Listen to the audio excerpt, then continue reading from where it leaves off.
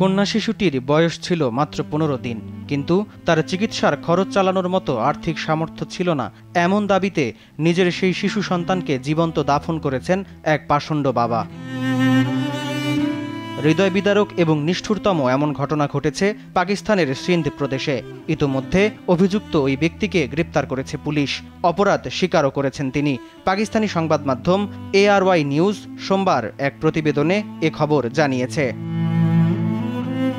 প্রতিবেদনে বলা হয়, সিন্ধ প্রদেশের থারুশাহাতে নিজের 15 দিন বয়সী কন্যা সন্তানকে জীবন্ত মাটি চাপা দেওয়ার মতো জঘন্য অপরাধের দায়ে তৈয়ব নামের এক ব্যক্তিকে গ্রেপ্তার করা হয়েছে। নিজের অভাবের কথা উল্লেখ করে তৈয়ব দাবি করেছেন তিনি তার শিশুকন্যার চিকিৎসার খরচ বহন করতে পারছিলেন না, আর এ কারণেই তাকে বস্তায় ভরে দাফন করেন তিনি। এদিকে বাদী হয়ে পুলিশ অভিযুক্ত তৈয়বের বিরুদ্ধে মামলা করেছে, তবে তিনি ইতোমধ্যেই তার অপরাধের স্বীকারোক্তি দিয়েছে। এদিকে আদালতের নির্দেশের পরই শিশুটির মৃতদেহ কবর থেকে উত্তোলন করে ময়নাতদন্ত করা হবে বলে জানিয়েছে দেশটির পুলিশ।